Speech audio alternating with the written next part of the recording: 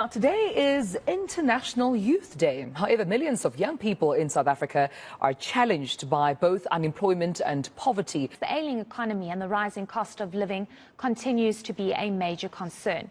Some experts are warning the country is at risk of becoming a failed state. The latest crime stats paint a grim picture. The backdrop is a continuing theme of corruption, enrolling blackouts, water shortages, a shaky healthcare system, and myriad other state failures. Others say this is the cost of corruption and negligent leadership. Speak now to research.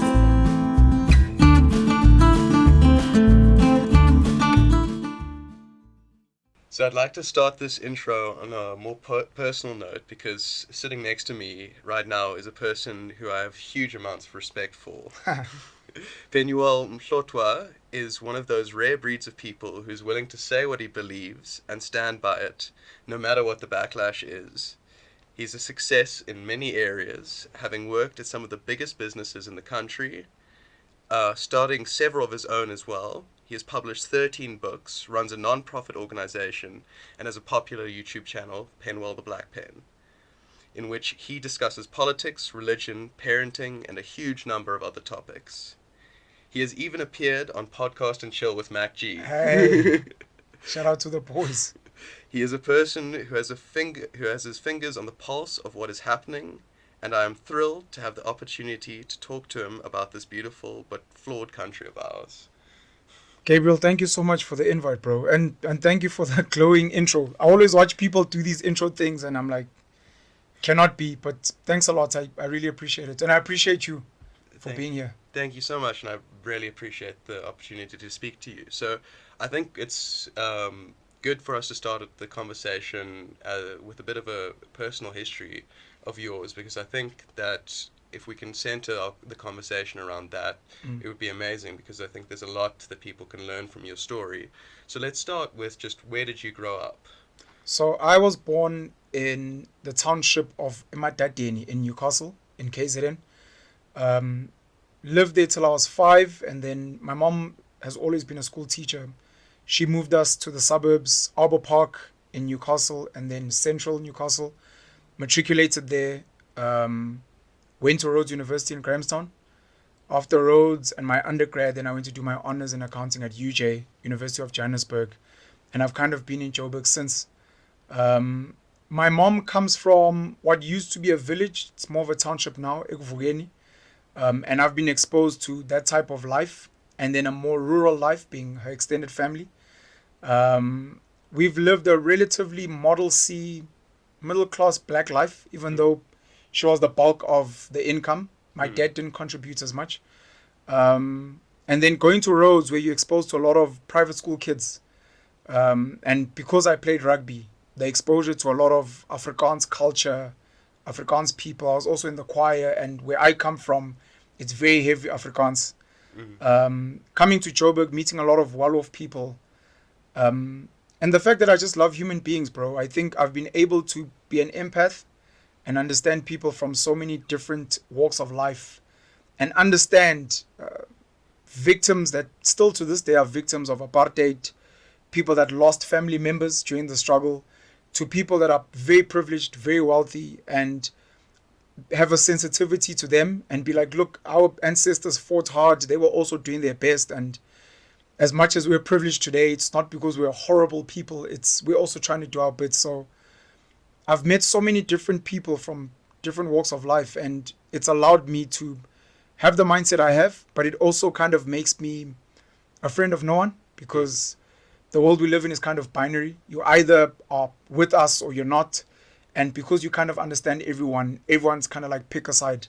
So I have this odd space where I speak my mind, and today I can speak on behalf of the poor black person and upset some really rich, let's say, white people. The next day I'm going to be like, guys, but rich white people are trying. These guys are being taxed almost 50%. They've given so much. It's the government that's failing. And then the poor black masses then hate me. So I kind of have to deal with that. And so what in your kind of life were the things that instilled these values into you, and what are some of the important values that you hold to that allow you to kind of speak your mind and have allowed you to excel in all of the things that you've excelled in? excelled. You spoke about business, and my businesses have failed, bro. Failure is a stepping stone. Failure is an important teacher. And I don't like the fact that the schooling system kind of demonizes failure. Because if you look at all innovation and invention, it's all built on failure. So I've failed a lot of times in business. A few businesses of mine have done well. I don't think you can really fail in the book business because I'm self-published. So it's just a matter of how many books I sell.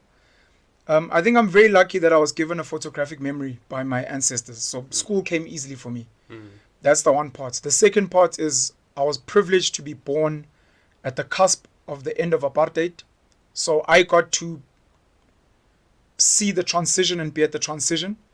And I've got this sensitivity now where I fully understand the pain that black people have. But at the same time, because of my mom, I got to be in spaces where I was exposed to like white kids that come from poverty, white kids that don't do well at school, white kids that have an inferiority complex, white kids whose parents are police officers and nurses and who are like, bro, but I'm not rich. What do you mean? And I've been exposed to black kids that come from very wealthy parents, whether it's they've built amazing businesses or political favor. And maybe outside of my photographic memory, somewhere inside my genetics, I've got this empathic thing in me where I have the ability to step out of myself and step into the shoes of someone else and try to understand them. And I've traveled a lot thanks to the choir, thanks to rugby. I've been exposed to all sorts of classes of people. I used to play development rugby with black kids in the township with no boots, to playing with guys that have played for the Springboks today. I love languages. I think because I was good at school, I love languages. So Afrikaans is a language that I admire very much. I love the language of English, the language of the colonizer. I love isiZulu. I love this Xhosa when I got to the Eastern Cape. I can't fully explain it. No, you know, one of my fans in my life is Trevor Noah. And I can see Trevor is a global human being. You know, he travels the world. He loves learning different languages. He does different accents. And I'd like to think he, like me, is an empath to the world and human beings and kind of understands that every person has got their own struggle. Some of the richest people I know, bro, their kids are depressed and suicidal. Some of these rich people, like, they stressed. You know, their business is collapsing and they have to fire people and they have to be with people that are striking and they feel like the government is doing a shit job. I have an ability to feel. And I think that's probably what gives me an edge. And because I've got some kind of handle on the English language, I'm able to articulate myself maybe better than other people who maybe can feel like me, but they don't know how to express themselves.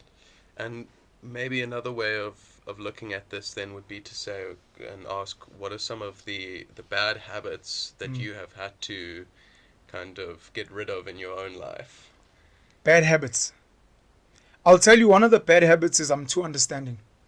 And in a world where everyone is kind of selfish and thinks about themselves, it ends up hurting you a lot. I'm just trying to think. So I don't drink and smoke. I guess this is also something I'm lucky with. I'm incredibly stubborn. And the reason I never picked up drinking and smoking is because I'm stubborn. Because I was like, I don't see the fucking point of doing this thing. I don't know if it's a bad habit, but there are certain things I'm not willing to entertain. Which for some people who are like, come on, bro, let's go. I'm not willing to entertain what I just think is a waste of time and rubbish. I used to be a workaholic at some point, which I think could affect relationships, especially romantic. And if you maybe think you have a purpose and you want to do something special, you end up sacrificing people you care about because you're traveling. Something as sensitive as a funeral, because you're overseas doing some work, you end up not burying someone you really love. And maybe in some of the things I've done, it's that. Another one is maybe my inability to commit, not just in relationships, but a lot of my businesses failed because I was ready for the next thing. I don't know how long this vodcasting thing is going to last because I know I don't commit. If I get to 3 years, I'll be happy. But it's also because I'm trying to indulge in life as far as I can, and die empty, you know, live a full life. But it becomes tricky because for other people it's like that stability, be in one place, marry a woman, just be there for your kids. It's like, but I want to explore the whole world. And I think that might be deemed a bad trait to have. So, and the reason why I wanted to start with a kind of personal history and kind of deep dive a little bit into your psychology and what you think the drivers of your success and some of the bad habits that you had to examine are is because I think that for this kind of series, it's important that we look at the ways in which individuals can take power into their own hands, because right now we seem to be in a state where either we're going to let the political elite determine the future of our country, or we are going to decide that actually it's in our hands and in every individual's hands. And so then to move us to continue this theme of the importance and the important things in your life, we actually, well, from your podcast and show with Mac G, you mentioned that one of the people that you have read is Jordan Peterson, who is maybe more than a personal hero of mine. Someone that who's, after having read him, my life fundamentally changed. So what were some of the important things that Jordan Peterson taught you? Well, the first one, which is probably the most important, Jordan Peterson, Dr. Jordan Peterson, I think, is embracing masculinity in a world where masculinity has become demonized, you know. And you start feeling, at least I entertain certain conspiracy theories, you start feeling like there is an agenda to pacify men, because in a competitive world, if I am a powerful man, I don't want competition. And the easiest way to ensure I don't have competition is to weaken my competitors using the tools of conditioning that we all have: school, church, religion, media. So if I get men and women to kind of demonize being strong, being dangerous, being comfortable with privilege. You know, we speak about white privilege in this country, but when I speak to black people, I speak about something like, I'm from KwaZulu-Natal, and Zulu people are the dominant tribe. It's the most spoken language in the country. And I'm like, you guys realize we also have a privilege. That's why Zulu people, when it comes to other black nations in South Africa, they don't want to compromise their language, you know, and they call people derogatory names within South Africa. And I'm like, you realize that's a privilege and you're proud of it, but you don't want, let's say, Afrikaans people to be proud of their privilege, which they also feel they've earned. And a lot of these privileges come from conflict and wars and dominance and conquering people. So Jordan Peterson's like, look, for some people, you deserve what you got and you shouldn't be ashamed. Yes, the world can be run better. Yes, you can do things better. Yes, you shouldn't be unnecessarily exploiting and oppressing people, but don't be ashamed of what your forefathers afforded you, you know. Cherish it, take care of it, and make sure that you do a better job. So for me, it was that. The fascinating thing about Jordan Peterson for me is it took me a while, because he speaks about alpha men. It took me a while to realize that he is not one. And people make this mistake. So I can get on this happens with hip hop in America. You listen to a lot of these rappers and they like, these thugs, yeah, what's up, you know. And when you get to know the person, you're like, this person is not a thug or a criminal or a gangster. He's a storyteller and a performer. Yeah. So Jordan Peterson is not an alpha male, even though he speaks on behalf of alpha males. He's something else. Yeah. I'm not sure of these terms, the beta and the sigma and the whatever. So that was interesting to me, that besides a lot of the psychological and philosophical work he does, he just forces you to go deeper on almost everything. I mean, studying superheroes and understanding that superheroes need to have an evil element means someone that you admire, and this I think is Carl Jung, someone that you admire has got dark parts. Someone that you hate has got really, really light and good parts. So just understanding that things are not binary and people are gray, and realizing that even while he's speaking, it's like, guys, I'm not a bad person. I might be speaking about Adolf Hitler, but I'm just analyzing the guy. Yeah. That's all I'm doing. So for me, I think that's the biggest takeout. And yeah, because I would agree that I think one of the things that did change my life was that the idea that you can be actually strong in your masculinity and you can be proud of your masculinity. but directly attached to that was the idea of personal responsibility. And I think that is one of the values that is currently lacking, not only maybe in terms of this country, and hell of a generalization for me to make, but his book is 12 Rules. 12 Rules for Life. Yeah. Speaks about making your bed. Yeah, exactly. Clean your room before you criticize the world, and but the importance of personal responsibility is like you cannot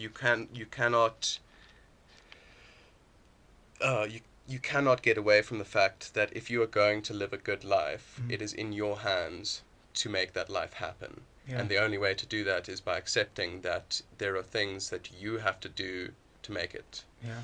And so I want to link this point to a point that you made on the MacG, and I hope that I get this point right, because I'm traversing in pretty dangerous territory right now. You'll see why, because one of the interesting points you made on your podcast with MacG is that you do not think that black culture in this country does a good job of celebrating success. Yeah. And I think that part of that is that for the longest time the political class has told you that let me not put it like that. The political class has said that in fact the responsibility to give you to make a good life is not in your hands. Yeah. It's in our hands. Yeah. We're going to give you all of these nice things, and don't worry, we'll do it for you. Sure. And I think now we're seeing that those promises have failed, and that edifice is crumbling. Yeah. And so, what effect, though, do you think that the lack of celebration of success has had on black people and black culture in this country? The lack of celebration of success. Or am I putting it right, or am I getting it completely wrong? No, let me I'm not sure about that last part, but I think you were kind of right before. So along with Jordan Peterson, anyone who's going to be watching this, look up a gentleman by the name of Thomas Sowell. Amazing human being as well. Just these guys who are so expansive in their thinking, and who are not about blaming the whole world for your problems, and accountability to what you're saying. The world we live in today, largely, especially from a South African perspective, was built on a British colonial template. So the success of money, how we get married, our family dynamics, and almost the African way of living has been vilified in some way. Things like polygamy, from a British perspective, as an example, or from a Western perspective, were seen as bad things. So here we are now living in this world where, for an average black person, success is money, getting married to someone pretty, sending your kids to a private school, etc., etc.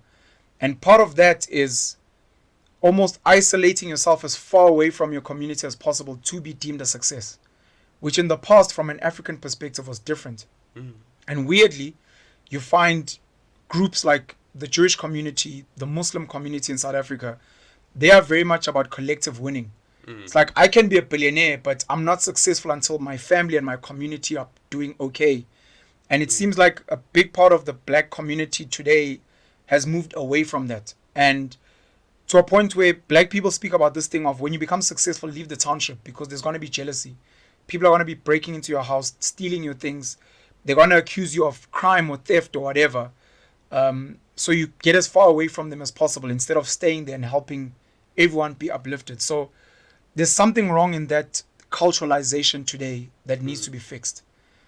The part about the political class and where we have a problem is, in the past, I don't know how far back we can go, but in the recent past, before colonization, black Africans in large looked up to their kings and queens as their compass and guiding star. And if anything happened, if there was a war, if we were conquered, if we were poor, if we needed to migrate and move, it would be the king and the queen that decide these things. And that mentality seems to still exist today, where when you vote for a president, you're like, well, I'll wait for my political party to... And that's not how the real world works or should work. Yeah. To this day, if you look at the kings we have in this country, their subjects don't hold them accountable.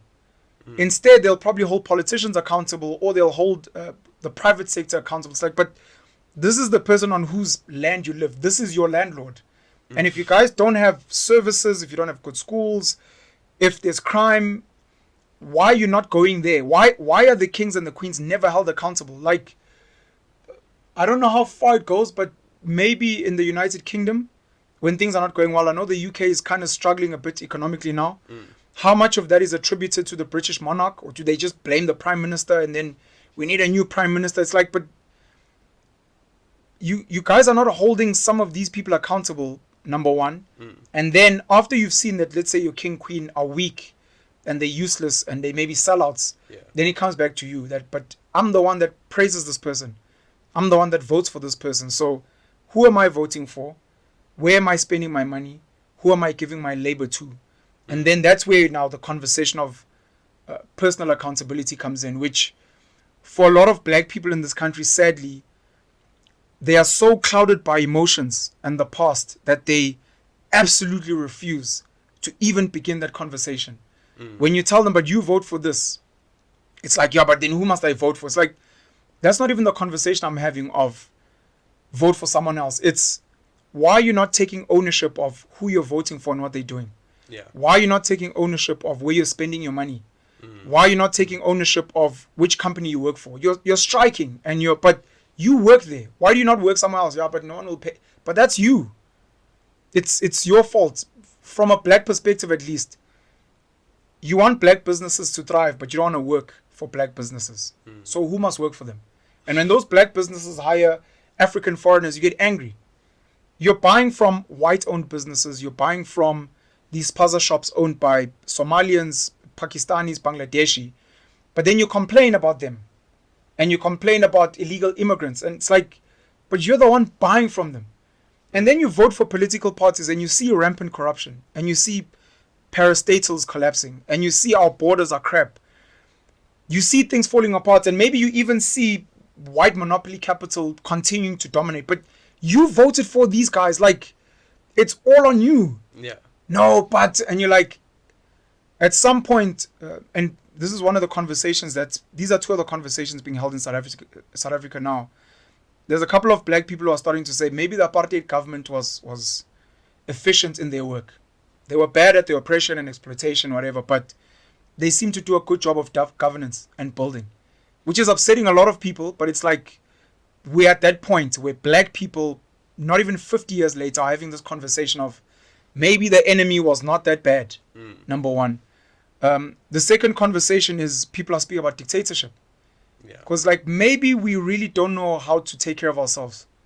And yes, maybe a king is a dictator, arguably. Maybe you've got political parties and the way they move that behave like dictatorships. But guys, maybe we really, really suck. Maybe this thing you're saying about personal accountability, it's like taken away from us. Because we don't know what we do. Come bully us. Force us to do. Because again, like the apartheid government, they were forcing black people to behave in a certain way. And we were building a strong economy. Maybe we need a dictator who's going to come and force. Like we kind of force our kids to go to school and play sports. Maybe we need someone to force us to do the right thing. Because maybe we as a people are not good enough for the little bit of responsibility we're supposed to have. And I think on that point, though, what's interesting is that to be able to have a successful democracy, you need democratic citizens. And the difference between something like a democratic citizen and the point you were making about a person living in a dictatorship is that because the democratic citizen is left to be free and to kind of pursue their own path in life and not get told exactly what to do, it is on them, if they want a good life, to not only create that life for themselves, but to create that life for their community, because they are the ones that have to go out. You have to research who it is going to actually govern well, and you have to make sure that you've done enough research, because you only have the chance every 5 years or so to kick these people out. And then it's it's your responsibility, if the government is failing, to speak up about it and to convince people that it's worth coming out and voting against this government. And I think but there's also been this lack of responsibility, not only on the side of black South Africa, but on white South Africa. You know, the Ramaphoria New Dawn is something that drove me up the wall. It's like the amount that of like the size of the blinkers that the white businessmen who decided to spend their hundreds of millions of rand to help Ramaphosa campaign, despite the fact that the ANC government, when Ramaphosa became leader, was the same as the Jacob Zuma government that they thought was, you know, so atrocious and whatever.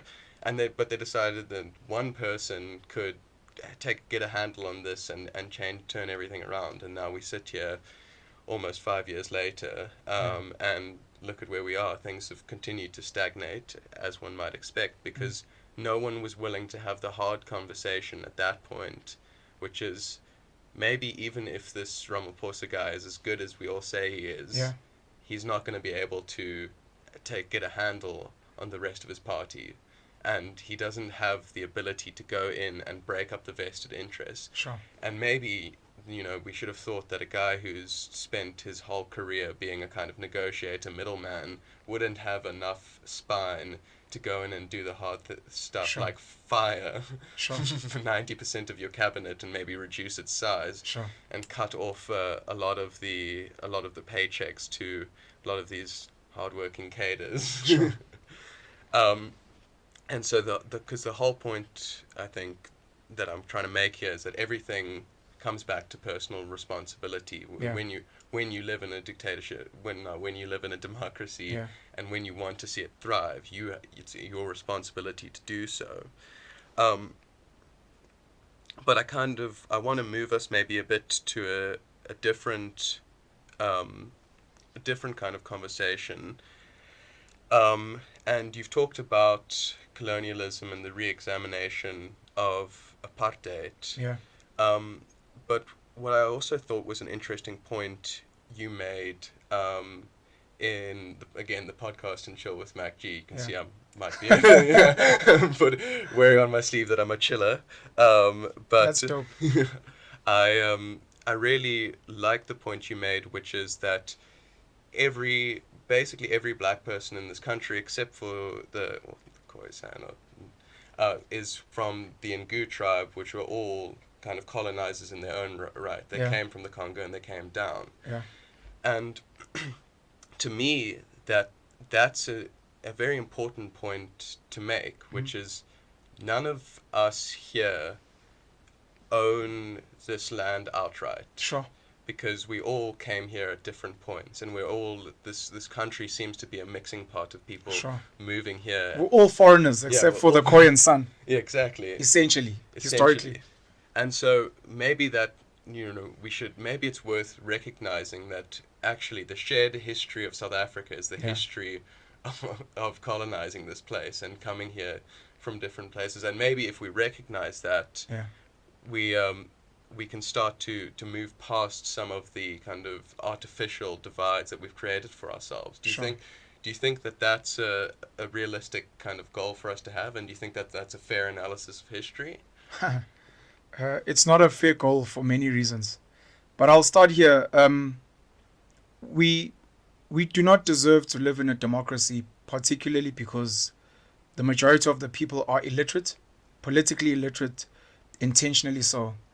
I hear a lot of capitalists that are pro-capitalism always speak about the free market system. And they're very happy to quote that because it serves them and because they understand it. And free market capitalism works when the majority of people are kind of ignorant about it. That's why I have issues whenever I debate with them. I'm like, number one, you want to be like, let's do free market. But number one, you're rich. So already you're starting the race on the front foot. Number two, the rest of the people don't even know how the game works.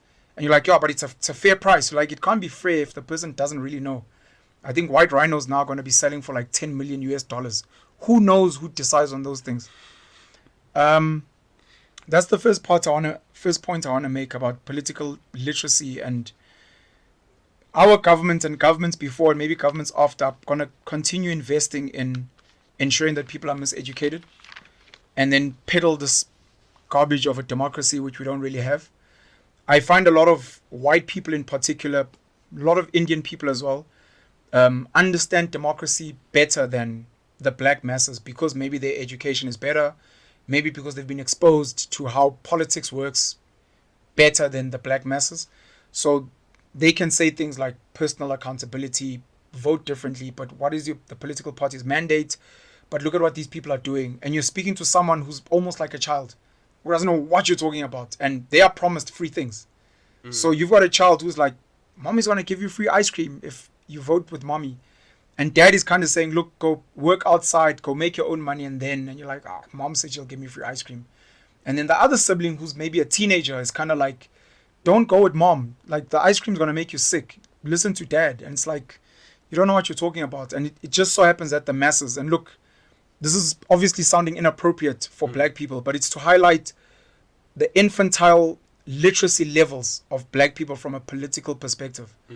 Black people generally still don't quite understand how politics work and what their vote means and who funds their political parties and. So white Indian people maybe understand it a bit better. So I'm just trying to explain that it's difficult to almost have a fair democratic conversation with the poorest people in this country because they don't know what you're talking about. That's why some of them still look up to the kings. They think political parties are like a monarch. And they don't understand some of the things that are frustrating us. Even this conversation we're having now, will you give me 350 if I vote differently? And you're like, that's not even what I'm trying to say to you. And it's because they're still not getting what's happening. The land conversation is so controversial and so sensitive and so layered. And part of the reason why it's not a fair objective to have is because when the land conversation around we came from the Great Lakes in the north is had, when the conversation is raised by a white person, it's normally done conveniently to try and make it seem like, but we're all foreigners. And for a lot of black people, their counter argument is, but when we came here, we didn't just kill people and oppress them and enforce our systems on them. And as white people, black people say, but we welcomed you here. We also weren't fighting with you, so we would be living peacefully. But then you guys decided to beat us and kill us and enslave us and push us off some of our land. And that's why the conversation is not the same. It would be completely different if you guys came from Europe and we all kind of be living here and we're all like, well, we're all kind of foreigners and no one really hurts anyone. So it becomes sensitive in that. But it is important for black people to understand that a lot of us are foreigners here up to a certain point in history. Because historically, we don't even know where the Khoisan sand come from. When we say life originated in Africa and the cradle of humankind, a lot of us still, we conveniently pick where in history we fit. White Afrikaners will say, but my family's been here for 6 generations. So I am African, and I'm like, okay, that's convenient for you. The black Nguni person, as an example, would be like, but we were here before you guys. And you're like, someone could be like, but also for however many generations. We weren't here also for that long. Then the Khoisan son will be like, all of you guys fuck off from our land. And then we kind of have to ask them, but before you guys got here, are we not all from the same family? Which means we're all kind of related. Like, where does it end?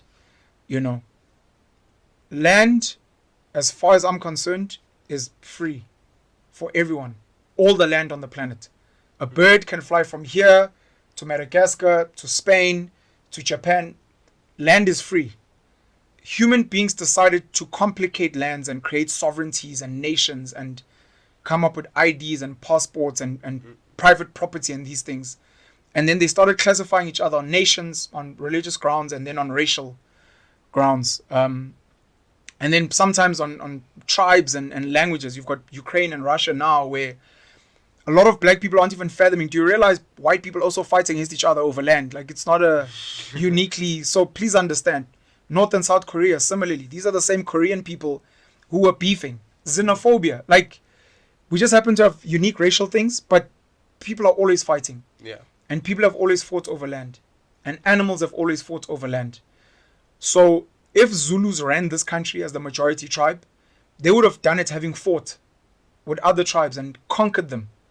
And today the whole country would speak isiZulu. And any white person that comes here, any Indian person, any Chinese person comes here, would be forced to assimilate to isiZulu. And Zulu people would be like, yeah, this is our land. And it would be like, you realize you killed and oppressed probably a lot of people and you enforced your systems, you know. But the reality is that's how it works.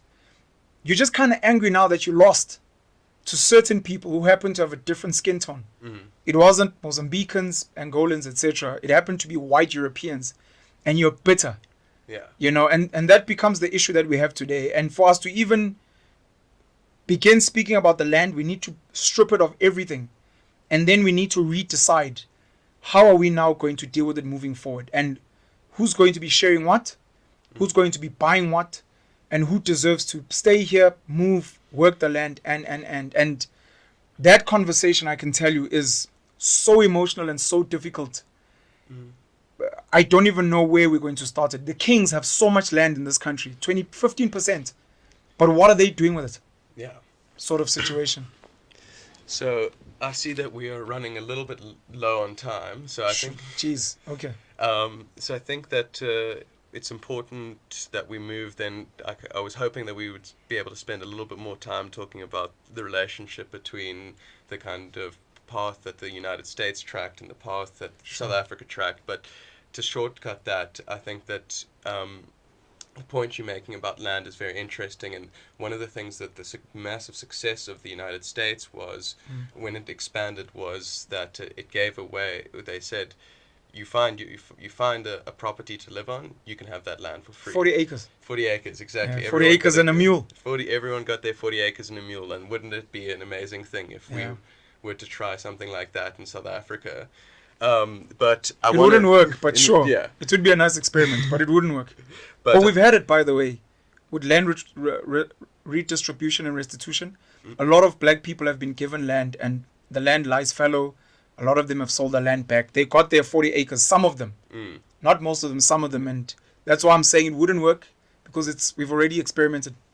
But I want to move us then for our last little conversation, which is, you seem to strike a very resonant chord with young people, and especially young men, that you seem to talk to them in a very similar way, that you're tapping into the fact that masculinity and positive masculinity has been left by the wayside. And so what do you think are some of the most important things that young people, and especially young men, need to hear in this country? Sure. When you have children, you have to upskill them on taking care of whatever you've accumulated as a family.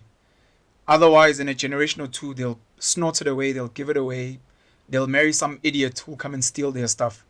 And that's why you currently cannot, like voting, the black masses were not meant to be allowed to vote until they become politically literate, so that they understand what they're doing. Similar thing with the land. A lot of black people want the land. Unfortunately, they're not ready to take care of the land, and they need to be trained. From a masculinity perspective, and this is not just for males, it's also for females, we need to be very, very careful of who is continuously telling us what is good and what's bad. Who are those people? Who is funding them? Where are they from? Are they genuinely interested in building our families to become great, or are they not? Study the families that are the wealthiest, that are the strongest physically, politically, etc. Study how they move. Chances are they move nothing like what they're telling you to do. Read a lot. Jordan Peterson, Thomas Sowell, Killer Mike has got a lot of good clips on the internet. Half positive masculinity, a bit of maybe toxic. Andrew Tate, of course. There's a whole lot of other guys that maybe I can't think of right now, but people must just go and look into those guys. I think Joe Rogan and them are doing a good job in highlighting masculinity. We are animals fundamentally at the end of the day. We are animals. There are a few people at the top of the world who are trying to run the world, and they have hyper masculinity. And if you want to protect your family, yourself, and the things you love, you're going to need masculinity. One of these guys, I don't know if it's Jordan Peterson or someone else, speaks about masculinity is toxic until the barbarians are at the gate. And your family will always be exposed if you don't have a soldier, a plumber, a defender, a pastor, a king. And that has to be you, whether you're the father or the brother, you know. And a lot of our women are trying to be that, but biologically and due to hormones, they have limitations. So they are going to get steamrolled by hyper masculine males if you don't step up and fight back. So it's very important. And I wish, outside of apartheid, I wish black people could try and numb their emotions so that they can study the white Afrikaner nation in this country, because they are called Afrikaners for a reason. They are actually very African. And if we could study them, there's a lot of good things we can take from them as a template as black people and implement in our families. And I think we could build an amazing nation. I would agree, and I would like to say on this podcast that I think I would love to have the opportunity for us to have a conversation centered around our various kind of you seem to be an incredible student of history, and history is definitely a passion of mine. Sure. So I would love the opportunity for us to have a podcast just dedicated to looking at the various histories of the nations of this country, and then looking at what we can learn from the history of the rest of the world. Gabriel, thanks a lot, bro. I appreciate you're relatively young. I know there's levels of youth, but you're relatively young, and I wish you nothing but the best. And I appreciate that you're stepping out of yourself to do this really important work, and not just bashing. You're being open-minded, you're letting people speak. And we spoke off camera about, you're saying, look, I believe in freedom of speech, and I may have my own political views, but I want to understand, I want to learn, I want to add value. And I think that's very important for everyone. That's part of the personal accountability. Like, try to understand, because as long as you're not willing to understand, you're always going to pretend to be shocked. I want to say one more part. We didn't get to touch on it, but Ramaphosa's nothing close to what has been sold to people. Whether they want to blame the rest of the ANC, he is part of that. And he is also part of the problem of some of the rogue capitalism we have here. So some of the people that are funding him are happy with kind of what's happening, because they want the ANC dismantled. They want state-owned enterprises privatized for their own gain. They want things to kind of go pear-shaped. Anyone that understands capitalism and economics and finance knows that tragedy offers the highest margins. So you want the country to collapse, position yourself so that when it rebuilds, you make insane margins that you would have never made in a more stable economy. Yeah. Well, thank you so much for taking the time to speak to me today, Penuel. It has been fascinating, and I really would love another opportunity to speak to you in the future. But for now, all I can say is thank you. It's been I've learned just so much just talking to you, and I really do appreciate all of the work that you do and all of what you put out. You are speaking incredibly necessary truths to people that need to hear it, and in a country that needs to feel a positive vision going into the future.